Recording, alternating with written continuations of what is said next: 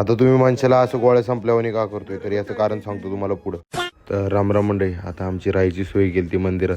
मग काय आतमध्ये गेलो आणि आतमध्ये गेल्यावर लगेच संतनु भाऊ हातरुणाचं नियोजन करायला सुरुवात केली. त्यांच्या मार्गदर्शनाने हातरून टाकून घेतलं. मग काय हातरून टाकून झाल्यावर लगेच अमृतेश्वर मंदिराच्या पाया पडायला गेलो. तिथे गेल्यावर जरा आपले फोटो व्हिडिओ ते काढून घेतले.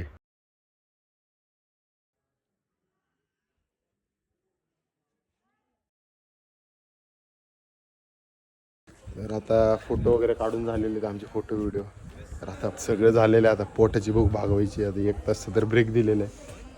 त्यांच्या तोंडाकडे बघून बघा सगळीच उपाशी वाटते तेव्हा. याला खरी भूक लागलेली आहे बघा. आम्ही जेवण वगैरे करतो, बघू त्याच्या पुढचं नियोजन काय त्याच्यानुसार तुम्हाला व्हिडिओ वगैरे. मग काय आम्ही सगळे गेलो लगेच मंदिरात, म्हणजेच आपल्या निवासस्थानी. आणि गेल्यावर लगेच सगळे उपाशी झोंबले बो खायला.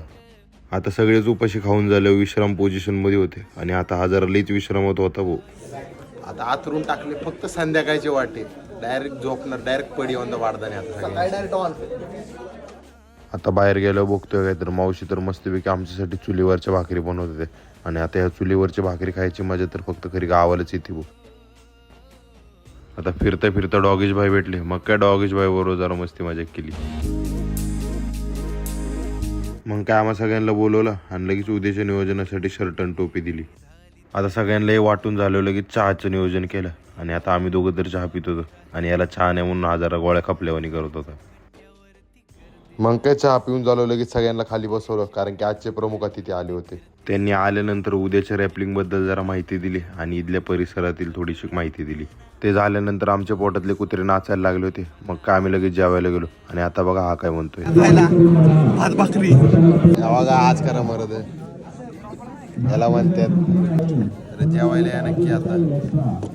आता सगळ्यांचं जेवण झालं आणि थंडी पण वाजत होती. मग काय सगळे म्हटले चला शेक करू. मग काय पेटवले आम्ही शेकोटी. सगळे शेकत बसल्या बसल्या सांगत बसले एकमेकांचे किस्से. मग काय झोपायला गेलो. बघा हे कशी झोपलेली ती झोपली जागा नाही इथं देवळा. या बघा हनुमान आपल्या साहित्यला हनुमान सदा हे बघा आमच्या उशाला बघा काय बिबट्या आला की हनुमान दादा जय जिंदा. आता हे बघा आपण इथे आता झोपणार आहे अशा प्रकारे. तर आता उद्या तर अजून रॅपलिंग ट्रेकिंग वगैरे रतनगडची, त्याच्यासाठी पण पुढच्या ब्लॉगला तुम्ही स्टे करा. आणि आता आमचं जेवण वगैरे सगळं झालेलं आहे. तुम्ही पण जेवण करून घ्या, भाकरी खाल्लेली थंडी गारठ्याचं मस्तपैकी झोपून घ्या. भेटू पुढच्या ब्लॉग मध्ये. राम राम. आपके तरह हम भी मायूस है पर उम्मीद पे दुनिया कायम है. जय राम जी की. चलो गुड नाइट.